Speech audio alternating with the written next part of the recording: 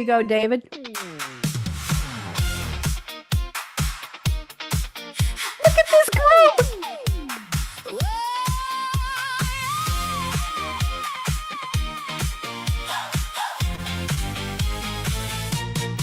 Welcome to the Creativity Show. A live hour, let it flow. Unscripted words in a velvet ring. Savvy minds, what they bring. Producer and host In the glow. Radio Red. Let's go! What sparks your fire? What keeps you moving higher and higher? There we go. I can't believe my dancers. We're going to have to call it the Creative Spark Dancing Show, David and Rado and Kim. That was extraordinary. David, those moves, you really got me back to my old disco days. I just did a workout. Well, I'm twice as much impressed. Rado, did you teach him his dance moves or does that come naturally? I used to actually dance back in the day, so I'm a former dancer. I am too. I taught thousands of people hustle, Latin, Lindy, and line dances. What do you think? I was more in a break dance. Oh, I bet you were. So. Kim, were you ever a dancer? I did. I've learned how to do Latin dancing. Oh, that's right. That's in your bio too. Well, I want to welcome all of you. It is July 13th, and all I can say is, where is the year going? I can't believe it. And just so you all know, before I do my formal intro, Harrison Ford, the actor, is 84 today. David, I want you to note that. Cheech Marin is 80. Remember Cheech and Chong? Yeah. Okay. Johnny Gilbert, who announced on Jeopardy, this is Johnny Gilbert. He's 98 years old. And the kicker here is Patrick Stewart. Remember from Captain Jean-Luc Picard from Star Trek The Next Generation? He's 86 years old today. And Rado, this is not for you. Today is French Fry Day. It's Beans and Franks Day. And it's Embrace Your Geekness Day. I just want you all to know it's very important. I do those on my morning show. So let me introduce all of you. And when I call your name, just wave. So here we go. Welcome to the Creativity Spark Show, where real life stories alight with akaRadioRed and her Scarlett Mic live streaming Bright. The strengths of creativity are in our spotlight today, where resilience and commitment are lighting the way. David Finkelstein, wave hello. Hello. And Rado, pronounce it again, Pagac? Hello, Pagac. Pagac, yes, and Kim Nugent are joining to share how passion sparked their early paths and onward with flair. Their stories show purpose grows when creativity is admired. Join us, tune in, watch, or listen. Enjoy the show, and we know you'll be inspired. David, you're first. I have a special gift for you. Here we go.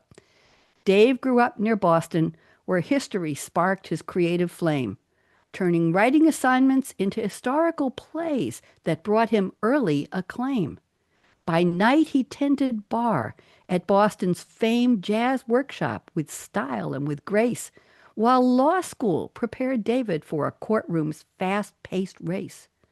David built his 40-year criminal law practice with purpose strong and true. Then at 60, he reinvented himself, embracing a fitness-focused point of view. Now ageless Dave inspires others to become their own best me, co-writing his A Better Me, A Better You book with Rado, who's here for all to see. Dave also conquered improv once, despite butterflies in full flight, winning Best New Participant on his first and only improv stage night. His creativity proves our strongest chapters may begin without regard to age, with courage, health, and joy, reflecting Dave's optimism on every page. Dave, I hope you like that. You knocked it right out of the park. Thank you, dear. Now, you're welcome. And now I hear the Boston accent. Rado, you're next. Here you go. Rado grew up in Slovakia, where determination shaped his dream. Inspired by action heroes, weightlifting became his lifelong theme. He studied human nutrition while fitness fueled his chosen way, now writing for Men's Health and coaching healthier lives every day. Crossing the Atlantic in 2003, new opportunities came into view, helping his clients build stronger bodies, and stronger futures, too.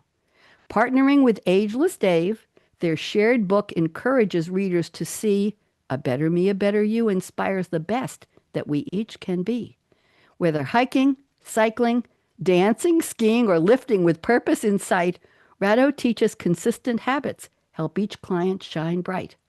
Creatively blending science, strength, and encouragement in every routine, he helps those 60 years and older build healthier, stronger bodies, fit and lean. Rado, I hope you enjoyed that. Oh, it was very beautifully done, and I love the poetry of yours. So, Thank you. You're very kind. You're very kind. Happy to do it. And Kim, here you are. Kim's been on before us. I had to do a brand new one for her. Kim grew up deep in Texas, where imagination led the way. Her parents taught that dreams begin by practicing every day. A kindergarten teacher said, "Get this young reader a library card right now," opening worlds of possibility that shaped Kim's path. And wow, Kim's first job was in a pie shop where hospitality stole her heart, leading to 5 degrees that set her extraordinary life apart. 10 books later, her first at 60 proved dreams don't retire. At 50, she learned Latin dance, a rhythm for her creative fire.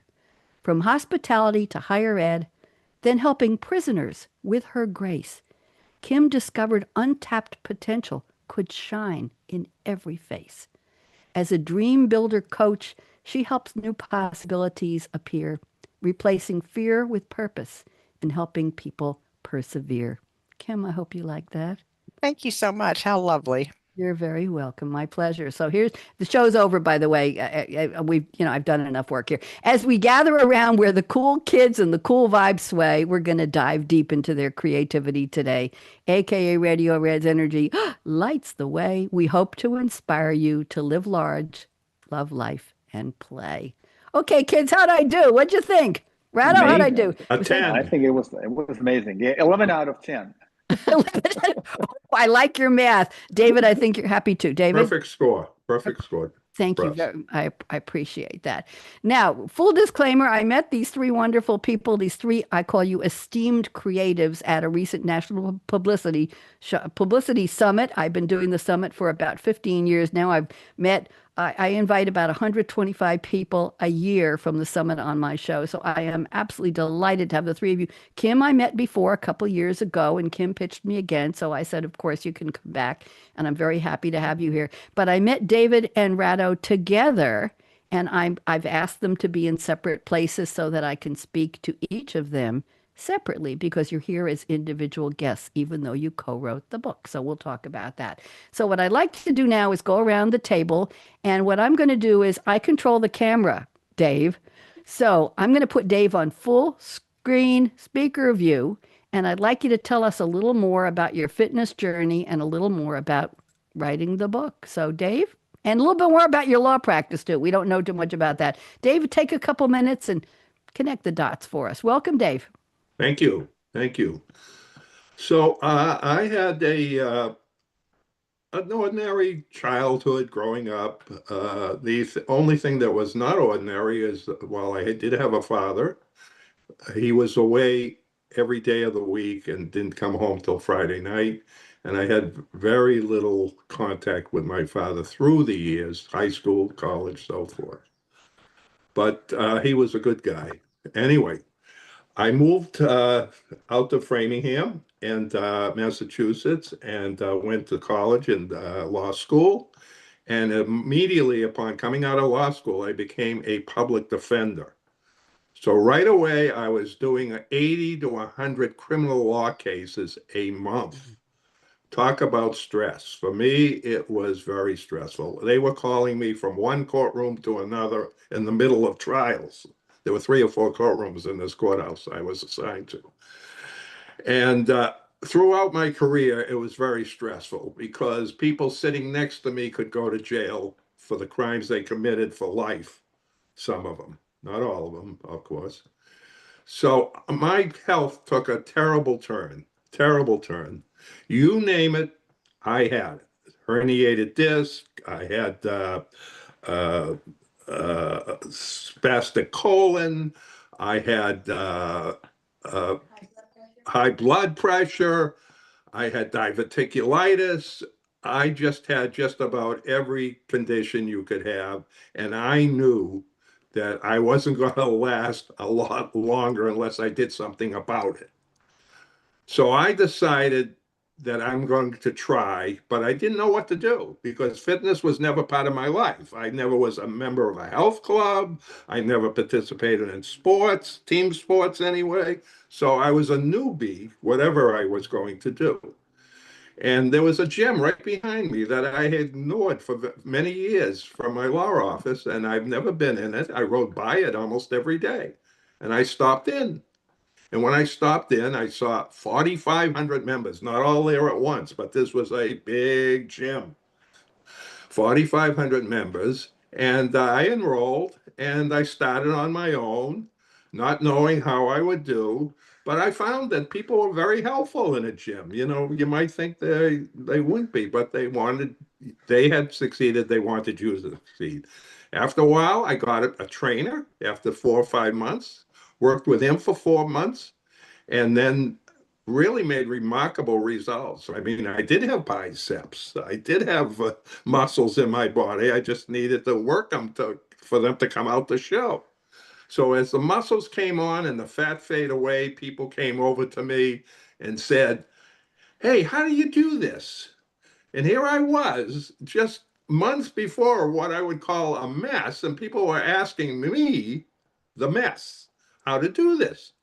And I enjoyed telling them. And I started to think this would be something I could do. I like helping people. I could get rid of my stress and I could help myself in my health and fitness. So I decided that I would enroll in a couple of courses and become a fitness trainer at age 60. Well, the difficult part was ahead of me because I needed to get a job. And you know, people, when you go to various gyms and health clubs, when they see a 60-year-old without any training or without any experience, they're not anxious to hire you. I found one 25 miles away from my house. And every day I would go there 3 days a week. It wasn't full time. And I really enjoyed it. And people were making progress. And I realized I needed something closer, especially with the winters coming on. So I got a job behind, I actually ended up in a job in the very first place I was training. And it was remarkable how much I was able to help people and to bring them into their own little improvements. And then I realized that as I was getting older, that I needed something to pass on to other people because training people one at a time was helpful. But if I could reach a whole audience out there with a book, and now I'm going to be 80 years old, actually, I'm 83 now, and it's taken me a year and a half. I said, I better get started. So I did, and I wrote this book. I helped with some help from Rado, and I think it's a really good book. And Dave, do you have the book to hold up for us? Do you have a it's copy there? coming out. Here's the cover of the book. Oh, beautiful. Hold it up a little higher, a little Oh. a better me, a better you. And let me see, hold it up one more little bit, a couple inches higher. Hold it up, up, up, up, up, up, up. There's Rado's name. I just want to make sure your name was there. Okay, thank you. See, David, I have such a David, I enjoyed your story very, very much, and you entered into it. I wasn't sure where you were going to go with it, but you told it so beautifully. Well, you courtroom, you know how to tell a story, but you just thank you. That's all I'm trying to say is thank you. That was a very nice way you talked about your own health and getting into it, what you needed to do, and then your inspiration. And nobody would ever believe you're 83. So stop lying about your age, Dave, please. Okay. That we can't tolerate that. Rado, you're up next. I'm putting you on speaker view. I want to hear your side of the story. Take a couple minutes and tell us more. And welcome. Go ahead. You're on. Oh, thank you. So my beginnings in fitness were quite different compared to David's. I started working out when I was 13 years old. So my first idea of training with weights was after I was bullied at the dancing studio that we worked at when we talked about at the beginning. So I was dancing with all the guys. They started making fun of me and kind of bullying me. So after a few years, I switched from dancing into bodybuilding for that matter of fact, so I could get stronger and now show up those guys what I'm really about. So that was my beginning. I was only 13 years old, and I really fell in love with the sport so much that I decided at that age that this is going to be pretty much my career. So after working out in the basement with a few of my friends, I joined my first gym. I was 16 years old. Reminding you, I'm from Slovakia, where fitness didn't start up until later. It was not very formal. It was not as famous. There was not many options for the gym. So one of the first gyms in a small, especially I grew up in a small town. So having a nice gym in a small town like mine was really hard. So after I joined the gym, 2 years later, I started playing with the idea of competing. So it took me about 3-4 years after joining the gym that I made my decision to do my first natural bodybuilding show. That was back in 1999. And after the first show, I knew this is the path I want to go.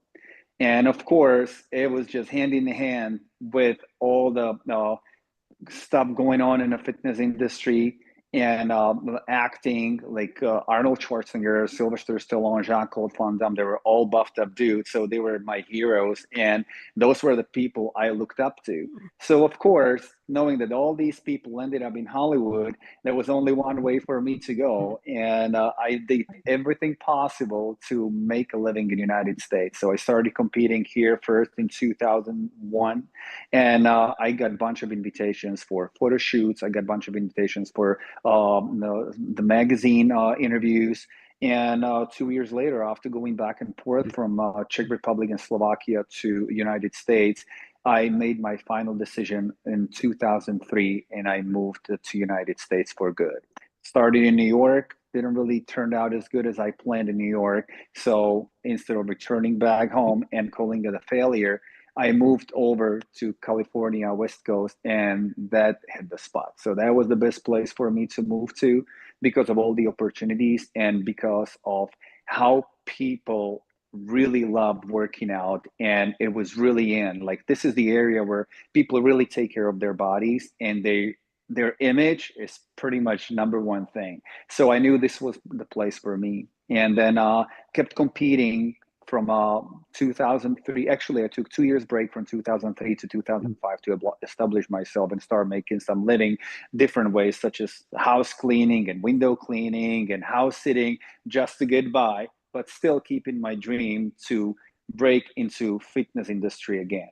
And it took me about 7 years when I opened my first gym, kept competing. And the same year when I opened my gym, I also got my citizenship, American citizenship. So for me, it was like a double win. And since then, I kept competing and running my business. That's how I met David as one of my clients back in 2017, if I'm not mistaken. And that's how our collaboration started. First, we had this idea already back, I think even before COVID, 2018, 2019, when David was having his little podcast. I was one of the guests on his podcast. And from then we started talking, hey, we both have a lot of information that we have gathered through past years. How about if we just join our forces and create something that can help people to better their lives? And here's the book that we came up with 3 years later. Thank you. Wonderful story. Talk about perseverance, Rado, and persistence and having a goal in mind and figuring out where do I need to be? Where will I be the most successful in my own goals and help the people around me too? I'm very, very impressed. Thank you. By the way, Kim knows this. You all know this. And to my viewers and listeners, when I meet people at the Publicity Summit, I'm given 2 minutes on the clock for them to pitch me. And what you all may not know is that while you were speaking to me on camera in the breakout room, I was in 17 breakout rooms that night for 3 hours. I was typing away madly while you were talking. So I was writing down your story to decide if I wanted to invite you. And I did. So I had just a little snippet of information about each of you in my notes when I said, would you like to be on the show? So I didn't know much about you. And then, of course, I got your origin stories and more about you in the deliverables before the show. But I was just wanted to say that I met the two of you, David and Rado, were together in one breakout room on one Yeah. stage, basically. This is the first time we are divided. We were not happy about. We almost cried. We're not gonna be together in the same room, but With, we made it. Well, I appreciate that because I wanted to speak to you individually because I want you each to shine as your own star, and that's the reason. But I met you together and it broke my heart too. I have to give Kim the mic now. Kim Nugent, welcome back, Dr. Kim. And I want to put you on speaker view. And why don't you tell us your story and welcome back. Go ahead. Well, thank you so much. You started out by the introduction, obviously, that my mom taught me at an early age to read. And then when I went to kindergarten, the teacher said, she's read everything that we have. You need to get her a library card. And I didn't know that was out. I didn't know that was different than any other person. So I did. And once my mom took me, I still can remember walking in to the library, and I had never seen so many books in my entire life. And then they had all these different, areas in the bookstore, and I just consumed everything. And then I started as a kid, really, my mom knew I liked reading, and so then I collected all the Nancy Drew mystery stories and all. I mean, I had the whole collection, and that probably doesn't mean anything to anybody, but at that time that It was a does big to me, deal. dear. It does to me. Okay, go ahead. Continue. So then I went through this autobiography phase, and meaning biography phase of really historical people and all that. So, as you said, one of the things that I learned, I was very fortunate. At an early age, I found the love for hospitality through this pie shop, and that I went to school, earned my degree in hotel and restaurant management. And what happened my first semester was Dr. Raymond Goodman actually inspired me to one day want to be a faculty member. But at the same time, when I was working in hospitality, there's one thing that's made the biggest difference in my life, and that is having a mentor. And Barbara McDonald was that mentor for the next 16 years. And talk about helping me professionally and personally. That was everything. And I eventually did become a faculty member and then a university president. And when I became a university president, the interesting thing for me was I knew Barbara had died, but I also knew at that point I was in a different place in my career and I needed a new mentor. And I had a new mentor who, again, at a completely different level for a variety of things, helped me. And so teaching was something I could do. I'm quite good at it, actually, but I would say that people would often say to me, hey, Kim, you need to write a book. And what's different than most people is I said no. And what happened was, I said, what I actually said was, I'm never writing a book. And I said, I'll talk all day long. Now, here I have 10 books later. But what I think is so fascinating is, moments happen. And then if you say yes to something, it changes everything. And the minister at church, I was in church that day, and he had written a book. And he brought the person he had written this book with, and it made a difference. And I went to the workshop and thought the doors of writing open. And now I can't imagine not writing. It's just the most amazing thing. But I also think that I find creativity in a lot of things. Before I ever wrote my first book, I found, most people might find this hard to believe, but I find creativity in planning meetings. I put a lot of effort into it. I have themes and colors. And when you come, you're well taken care of. That's my service background, because I want to make sure I really give you everything you need during that time. And I have fun with it, and they have fun. And but I will also say that the interesting thing is it's never too late to be creative, even if you think you aren't. I didn't write my first book until I was 60. I didn't learn to dance until I was 50. And I always say, what's going to happen next at 70? Who knows? But, I can't wait, because what reading those books and getting that library card did for me, it opened a world of possibility. Thank you very much. We want to know, what are the titles of some of your books? What's your newest one, Kim? You have it there? Hold it Oh, up. yes, of course I do. Of course you do. Of course I do. It's Rado, right can't wait here. to see this here. And briefly tell us about how you got involved with the prison system. So half of my books are really focused on mentorship for different audiences. And so I was visiting a school, I was on a board, and they had opened a prison inside, they had opened a high school inside of a prison, which is unusual in Texas. And I went to visit that and talk to the women, and a variety of different things happened. But someone who had been doing meditation work asked me if I would consider writing a book on mentorship in prisons. I said yes, hung up the phone, thought, what the heck did I say yes to? Because I have no idea. And I went on this 4-year research journey before I wrote my first word.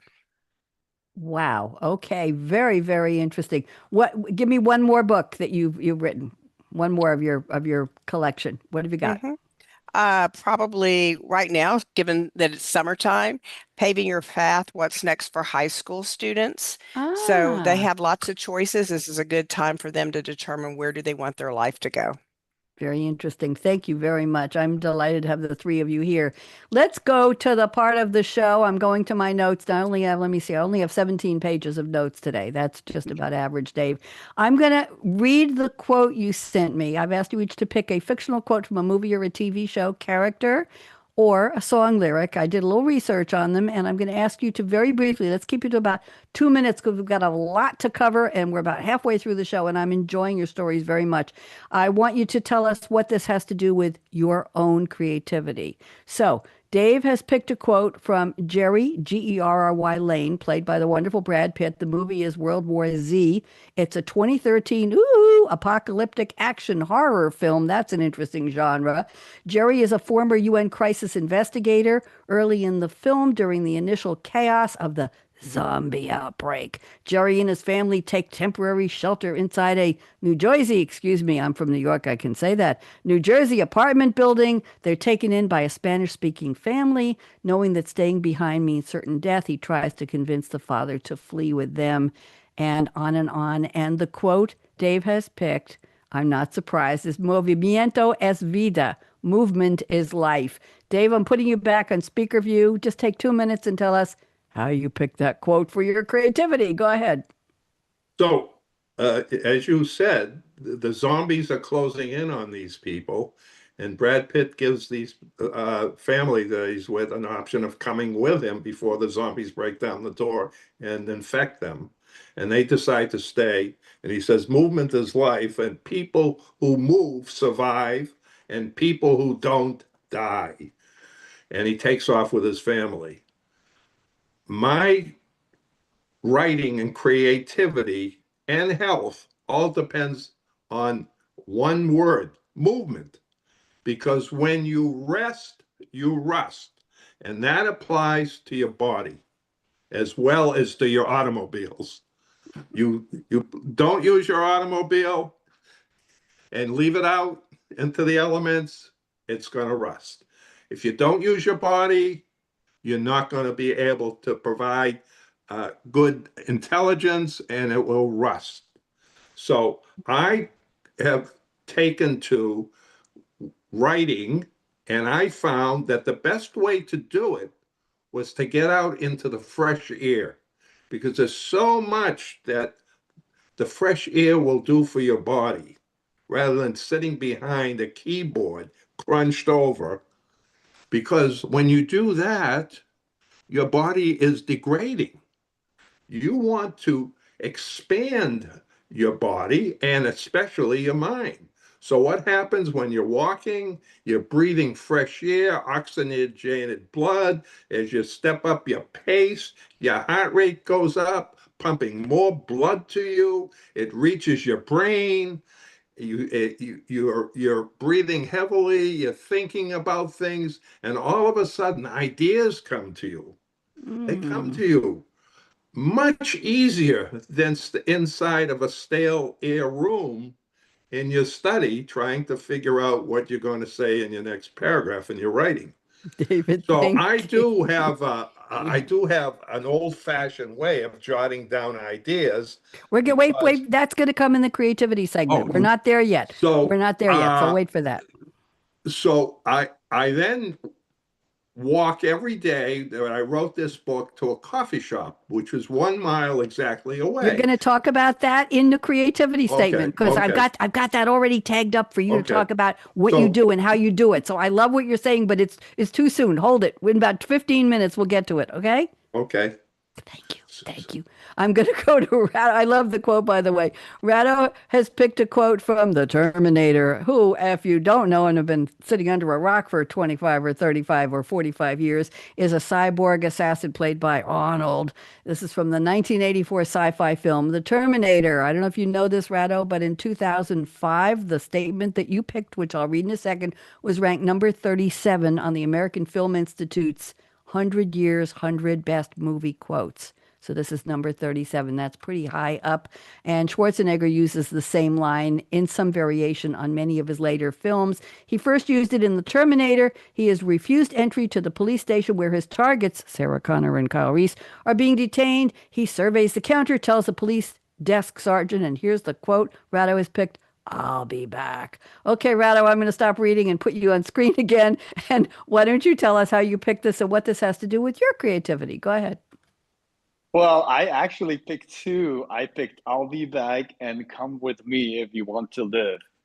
So more of my creativity comes with the second quote, which is come with me if you want to live, because it kind of resonates with what I'm doing with my clients. A lot of people who are older, they kind of struggle through end of their lives because they have a lot of issues. They have a lot of health problems, and I've seen a lot of people in old folk homes. They are not living; they're surviving. And I kind of take it as a motto: if you do something for your health at early stage of your life, we're not talking only about people who are over 60 or over 70. The earlier you start, the better chance in older age you have to live your life. So, and that's why it really resonates with what I do, because I try to take people on my journey, and I try to teach them how to live better lives so they can go travel at a later stage of their lives. They can go still work out. They still go enjoy their grandkids when they get into certain age. And a lot of people nowadays, they are looking forward to a retirement, and some of them, they don't even get to live that long to enjoy that retirement. And a lot of it has got to do with people having stressful jobs, people taking care of everything else but not themselves. And if you get to that point, David realized soon enough in his stage of his life that, I need to do some change. And that's what I'm trying to teach my clients and try to teach the audience I reach out to, that it's never too late. That's why I more resonate with the other quote, which got Okay. a lot of to do with my life. Come with me if you want to live, if you Was want that to quote enjoy your from the life. movie too, Rado? Was that? It was from Terminator 2, I yes. didn't see that. I am so sorry, but I'm glad you mentioned it. I like the "I'll be back" because, in a way, that can resonate also with your clients who have not exercised, who have not paid attention to their bodies. And you're saying to them, say to yourself, "I'll be I'll be back. back. So I'm they would coming be back. back to Exactly. my health." There you go. See, I like to help spin things. We just spun around there, as long as nobody got dizzy. Thank you for the quotes. Kim, it's up to you now. Kim has picked a quote from, it's actually a biopic, a biographical drama film. It's Chris Gardner, played by Will Smith, and the movie is from 2006. And it is a pursuit of happy, Happyness.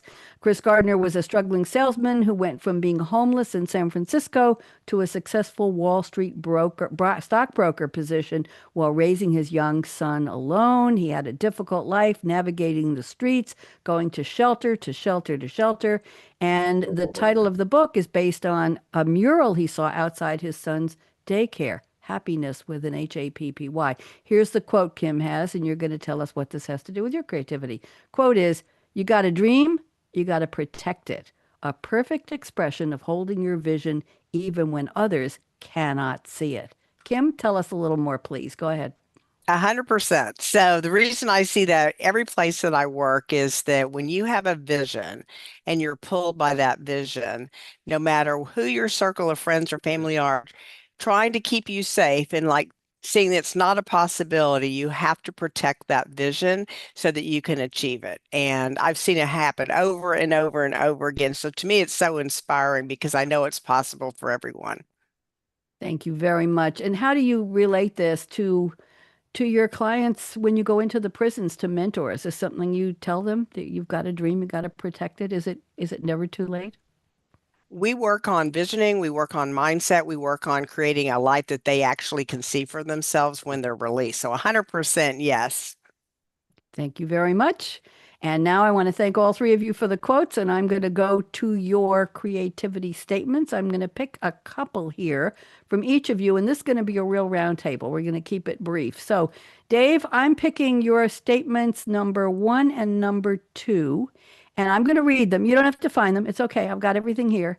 And then I want you to just take 2 minutes and explain, just unpack them basically. And then I'm going to ask Rado and Kim to each comment and tell me if this resonates with each of you. So we'll see what we have in common and what's unique. So Dave says, I am most creative early in the mornings, beginning with a walk to a local coffee shop near my house. See, Dave, I wasn't ready for it. And then you say, I'm at my peak creativity when I'm relaxed, unscripted, and in the moments. I am an idea generator. I can connect the dots between seemingly random, unrelated concepts and aspects. Dave, I'm turning it over to you. 2 minutes. Let's keep it tight and let's see what your co-panelists have to say. So, Dave, go ahead. So the best part of my day is the morning. Writing this book has made me get up at 7 o'clock and out of bed and into a coffee shop by 8:30 and writing. My creativity is greatest then, and I attribute that to the walk that I do, and I mindfully breathe in fresh air and breathe out toxic air. And I think, and I think it's important to create, in order to create, is to observe. And what I observe is people, older people that can't walk, their strides are very short, they need to rest. I observe people with really bad eating habits, eating along the way, eating junk food, which is, might as well be called poison for the body. And I observe people not taking care of themselves, not taking care of themselves. Meanwhile, when I get there, I am a social animal. I not only get my coffee, but I talk to people about their day. What are they planning to do? Are they into health? What's part of their program? What do they hope to accomplish? Because we live in the richest country in the world with the best healthcare, the best doctors, and the best facilities, and our healthcare stinks. We're not going to get into Okay, that. That's not okay. our topic. But what I'm So going to do all is, I'm saying is yep. that I take the ideas of what people say, what I observe, I put them together, I'm able to connect the dots and create. And that's what I've done. I created this book. And what you said, I become a social animal. That to me was the key of your creativity. You talk to people, you engage them, you share your ideas, you ask them what their day is like. That to me was the beautiful part. Rado, any comments on what David just talked about? And then Oh, Kim, what do you think? I completely agree with David because that's pretty much part of my way to find what to write about and what the ideas are talking to. I mainly work with clients and the same thing, try to connect with them on that level, trying to learn about their habits, trying to learn about their daily routines. So I know how to turn the training around to fit their best Yes. needs. So Yes. So your creativity is finding out what other people need and then creating for them. pretty Kim, much based on them. Yeah. Kim, I bet you do the same thing in your mentoring in the prisons and other places, and probably as a college president and as a teacher for all those years. Talk to us a little bit about that, Kim. What do you think? Well, I agree with Dave. I write best in the morning, but where my ideas come from are on the yoga mat. Talk to me. Go ahead. Yes. Tell us. So when I'm at yoga, I do not compare myself with anyone else. I'm totally in the zone. And all I do is if I can get everything else out of my head and I can, then all of a sudden, literally I have a download of ideas. And it's the most amazing 1 hour I give myself. I like that. I like that a lot.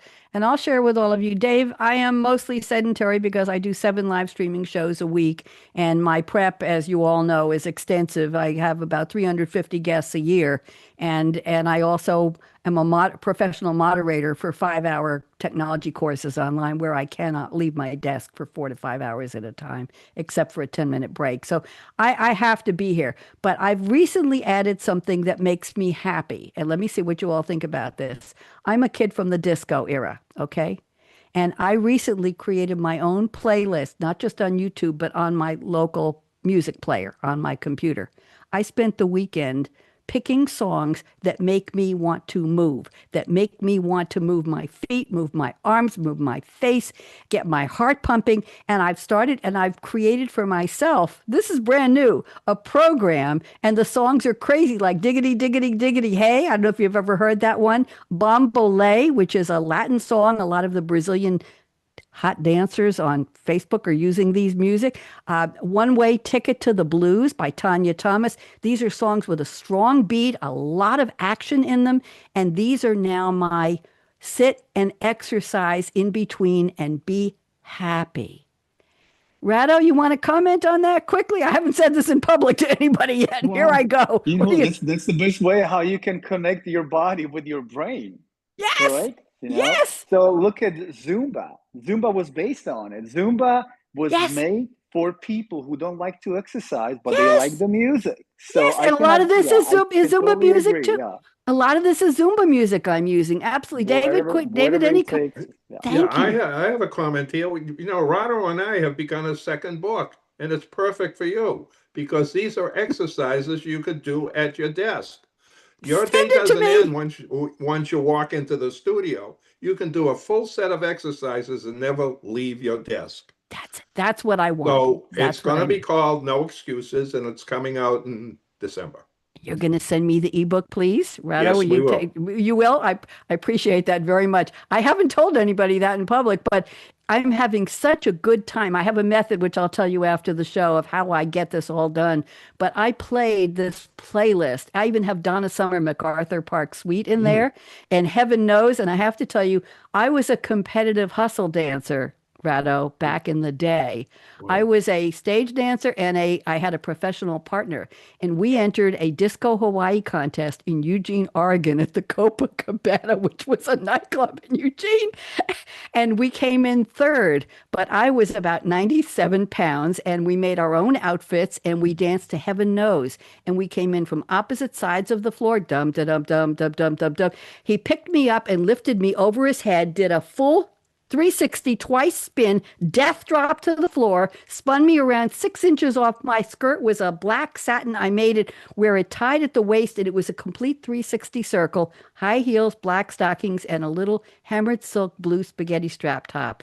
It was gorgeous. And then we did our routine, and it was just those were the days. Those were really the days. So I love that music.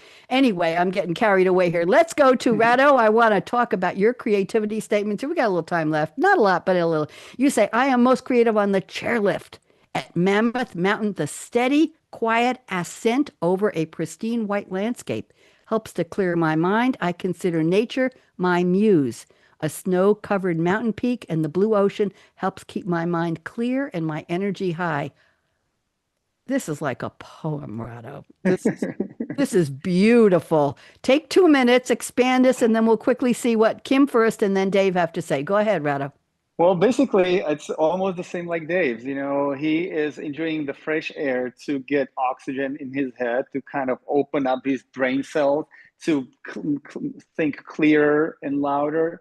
And the same with me when I'm in the mountains, because I love skiing. Besides working out, I do a lot of skiing, I do a lot of swimming. So those are the places that I can check out. As soon as I get to the mountains or as soon as I get to the beach, it's my time. There is no people around, there is no clients, there is nobody bothering me. I shut down my phone And that's the time when I can kind of come up with certain ideas.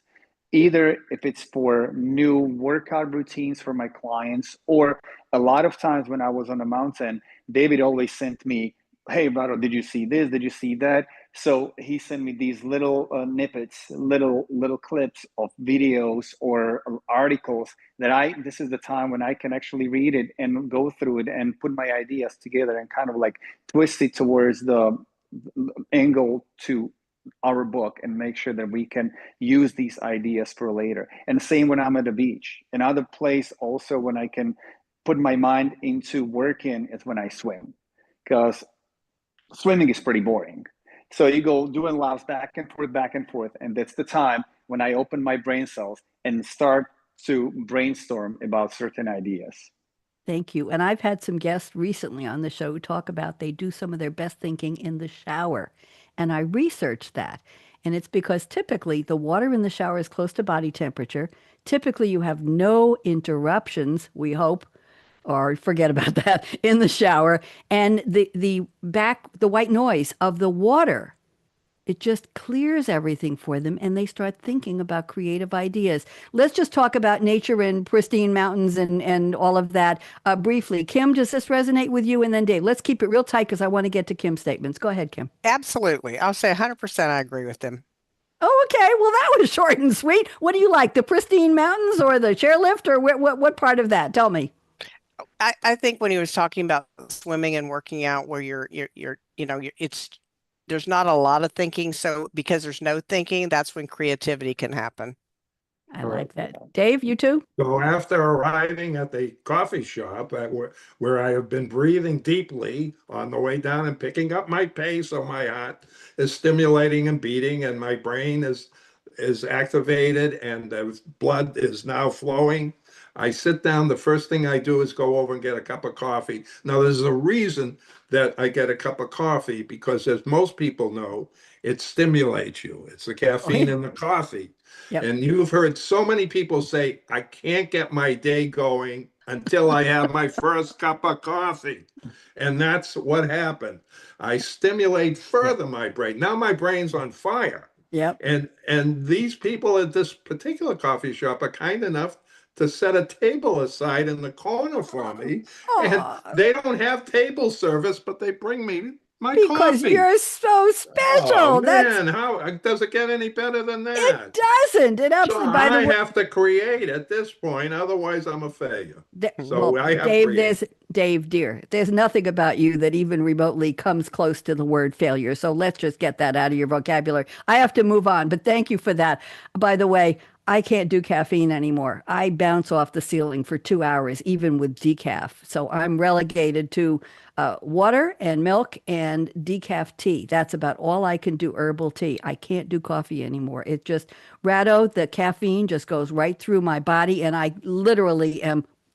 And people have told me I don't need caffeine or drugs because I'm just naturally high. But you figured that one out already. Okay, let's go to Kim. Kim, I'm going back to the original creativity statement you sent me, and this is a little more on the philosophical side, but we have about 2 minutes for this, and I want you to just address this, please. You say, my creativity is rooted in witnessing transformation.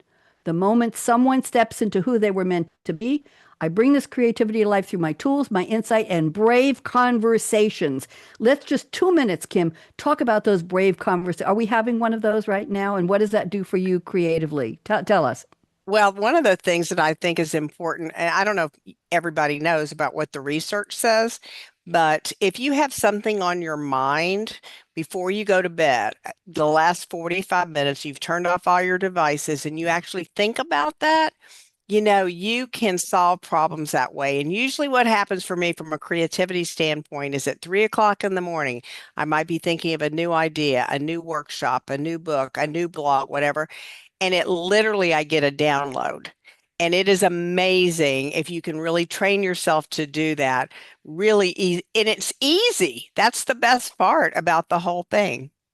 Thank you very much. Very interesting. In the middle of the night, the last thing you do before you go to bed. Where'd Dave go? Dave's video disappeared for a second there. I think he's there somewhere. Okay. Rado, do you have anything resonates with what Kim just said about your creativity? Oh, for me, it's a little too early. Like at 7:30, it would not be time for me. But I'm an early riser. By 3:30 to start thinking about my future goals and day, it's a little too early. Kim, I have to tell you, in high school, I took advanced placement math, I think, as a junior. And I will tell you that sometimes I couldn't solve the problem during the day, and I would leave a pad of paper and a pen or a pencil next to my bed. I think Dave is gone. He'll come back, I hope. And it must have been his connection, but we're fine. And I used to sometimes wake up in the middle of the night and write the answer, Rado, to the math problem on the piece of paper next to my bed because it just spins, doesn't it, Kim? It just spins and Absolutely. spins and spins. And that's the way it goes. I don't know where most of my creative ideas come. I think it's just in the morning. It's not coffee and it's not running and it's not skiing and it's not a workout. But I woke up in December and I said, I need to start a new show. And then I said to myself, what kind of show? Well, I already have my technology show on Wednesdays. I have this show on Mondays. What do I want to do? I said, well, I want to do a daily show. Well, why would I want to do a daily show? I want to do something fun. Okay, so I'll do 4.5 minutes a day. What am I going to call it? Say what? Good news. So I went in and created the music, created the background, worked with my AI companion, got her ideas, and created it on my own from from a little bit of what she told me. I am now in week number 30, and I do 5 of these a week, Monday through Friday. It satisfies my urge to research, to learn more, to share things with people. I have the time of my life. It wakes up my brain in the morning. I come in here at 8:30. I'm all dressed up. I've got everything going. I start the live stream and I talk for 4.5 minutes. And you know what I do, Rado? When it's done, I watch the show and I smile. I You get make a yourself smile. That's good. I get a kick out of it. David is back. I'm going to let him back because we've got about 3 minutes left. Let's see if we can get him back. And he just says Zoom. You have to teach him how to put his name on Zoom. We'll have to take care of that. Where is he? David, are you back? David, I think he's having problems with his. Yeah, I'm going to rename him. Let's just name him David and F. That's all I have time for, so we know who he is. Okay, he's not. David, can you hear me? David? No, he's all muted. Everything's off. Here he comes. Um, Red, you there, dear? I'm here. Okay, we can't see you yet, but we can hear you, so that's good enough. So you missed a little bit, but we're still there. You are. He's not ageless Dave. He's handsome Dave. There you are. You're back. Thank you very Bless much. you. You knew I would let you back. Okay, so I want to read a couple quotes to all of you. We got about 3 minutes left. So here's a quote from Lucy Maud Montgomery. I don't think any of you have heard. Well, maybe Kim does. She's a Canadian author who wrote a novel in 1908 called Anne of Green Gables. And chapter 19, you're going to love this. The title of chapter 19 was A Concert, a Catastrophe, and a Confession. Wow. There's a lot of good words in there. And she wrote the following, and this is about creativity for all of us. Something just flashes into your mind, so exciting, and you must out with it. If you stop to think it over, you spoil it all. How about that? That's just act on it. Right, Rado? Right, Dave? Right, Kim? When an idea comes, do something with it. Write it down, jot it down, put it on a sticky note, put it away, sing a song about it, walk it to the coffee shop, tell somebody. Just do something with it. And then I have a quote from Rapunzel from the 2010 3D computer animated musical adventure fantasy comedy film, Hello, starring Mandy Moore. And she said, venture outside your comfort zone. The rewards are worth it. I think we've all been there. And of course, the Rolling Stones said you can't always get what you want, but if you try, sometimes you'll get what you need. We all know that song. So let me go to my closing. I have a quick here, a poem I want to read all of you that I'm dedicating to you. I belong to an online poetry group, and I write every Wednesday. And during April and November, we have a daily prompt from the moderator. And so I've written about 800 poems. And this one I wrote on July 24th, 2024. It's an acrostic where the prompt from the moderator was the word night shift. NIGHTSHIFT. So I wrote a poem where I have the N and then the I and the G and a line starts with each word, each letter of the word. And I'm going to read it quickly and I dedicate this to all of you. Never quite really at rest. It's the life of a creative. Going, gripping, gyrating, growling, groaning, growing. Highs and lows flowing on a mental Mobius strip. The days are the nights are the days again. Shifting off and on, into and out of gear, hoping for unique brilliance even once. It's a calling, command, curse, roller coaster, finding eureka, euphoria amid frustration and fears. Thus is the life of the creative. And I dedicate that to the three of you, my good friends. And now I'm going to go to my closing, and then we'll have the music, but stick around. We'll talk afterwards. In 2014, Kim, I closed my show with the top 10 tips for women. And the number one before the movie was Aspire to be Barbie. The biatch has everything. We're just going to leave that one alone. And in the intervening years, she got herself a movie. Here we go. Closing. Life is short. Break the rules. Everybody agree with that one? Forgive quickly. I haven't figured that one out yet. Kiss slowly. That I know. Love truly. Laugh uncontrollably. Everybody laugh with me. 1, 2, 3. Oh, you could do better. And never, ever, Dave, never regret anything that made you smile. Here's my final words. Work like you don't need the money. Dance like no one's watching. Oh, when I was teaching dancing, everybody watched. What legs? Sing like nobody's listening. I didn't sing today. And love like you've never been hurt. We all have. Let your heart regenerate, regroup, regrow. Come back and love again. Money talks, chocolate sings, la. And last but not least, I stole this line from somebody years ago. Thank you for turning me on. Let's go out with our music here. Here we go. Creativity show. Alive Almost done. Let it flow. Unscripted words in a Velvet ring. Savvy minds on the line they bring. Producer and host. That's in the me. glow. AKA Radio Red. Let's go. Tell me what it is. Sparks your fire. Fire. Thank you all. It's been lovely. Wave goodbye.